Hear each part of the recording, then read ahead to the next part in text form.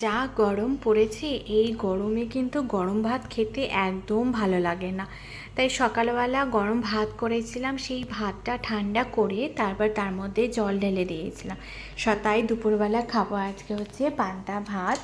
এই যে ভাতে জল ঢেলে দিয়েছি, আর কিছু গরম ভাতে আর বাকিটাতে আর জল ঢালিনি, যেহেতু বাবান খাবে, রাতে বাবা এসে খাবে। তো চলো, পান্তা ভাতের সঙ্গে আজকে হবে হচ্ছে বড় মাছ, আর হচ্ছে মোরলা মাছ, আর হবে হচ্ছে ছাতু। এই ছাতুটা এখনও মাখা হয়নি, মাখবো। এটার মধ্যে দিয়েছি কাঁচা লঙ্কা, দিয়েছি পেঁয়াজ কুচি, দিয়েছি লবণ, ব্যাস। আর একটু সামান্য কাঁচা তেল দিয়ে আর একটু জল দিয়ে তারপর এটা মাখা হবে। তারপর আর এটা হচ্ছে পেঁয়াজি, মানে পেঁয়াজি এখন হয়নি, পেঁয়াজিটা করব গরম গরম, যেহেতু এখন দুপুর বাজে, দুপুর 1টা বাজে, এখন সবাই খেতে চলে আসবে, তাই গরম গরমই কিন্তু এইগুলো এখন ভাজবো। তো এইদিকে মোরলা মাছ করেছি, বা যেহেতু বাবার মোরলা মাছ খেতে পারবে না, তাই বাবানের জন্য এই বড় মাছ। তো আর এই চলো তোমাদেরকে মানে পেঁয়াজি আমি কী করে ভাজি সেটাই তোমাদেরকে আজকে দেখাবো। তো এইদিকে কড়াইটা চাপিয়ে দিয়েছি, আর এইদিকে কিন্তু এটা আমার কিন্তু মাখা হয়ে গেছে। চলো, তো আমি এখানে নিয়েছি সাদা তেল, আমি সাদা তেল দিয়ে পেঁয়াজিটা ভাজবো। তো বেশি গরম করলে কিন্তু পুড়ে যাবে। তো এইদিকে চলো এক এক করে দিয়ে দিই।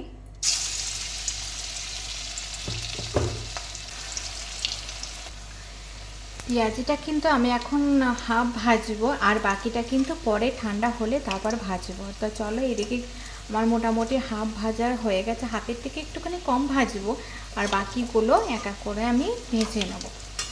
আর এই যে একটা গ্লাস নিয়েছি, গ্লাস দিয়ে এইটা একটু চেপে দেব, এই যে এরকম এরকম করে দেবো। তারপর এটা আবার পরে এবার একটু ঠান্ডা হয়ে গেলে কড়কড় করে ভাজবো। ব্যাস, এটা একটু বেশি হয়ে গেল। আর বাদ বাকিগুলো এই যে হচ্ছে। চলো, এইগুলো এক এক করে এবার আবার ছেড়ে দেওয়া যাক। এইটা এবার একদম স্লোতে, মানে কম আঁচে ভাজতে হবে, তাহলে ভালো হবে কড়কড়ে। এদিকে দেখো আমার সব কটা পেঁয়াজি ভাজা হয়ে গেছে। পেঁয়াজিগুলো কিন্তু খুব কড়কড়ে করে ভেজেছি, লাল লাল করে ভেজেছি। আর একটুখানি কড়া করে পেঁয়াজি ভাজলে মানে ভীষণ ভালো লাগে। তো আর এইদিকে চাপাবো হচ্ছে মোরলা মাছ, আর যেটা আমি হচ্ছে সর্ষে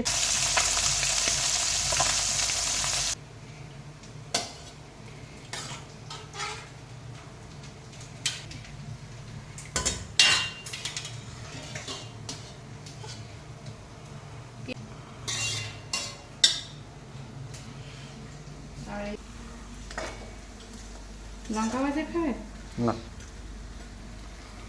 এদিকে তো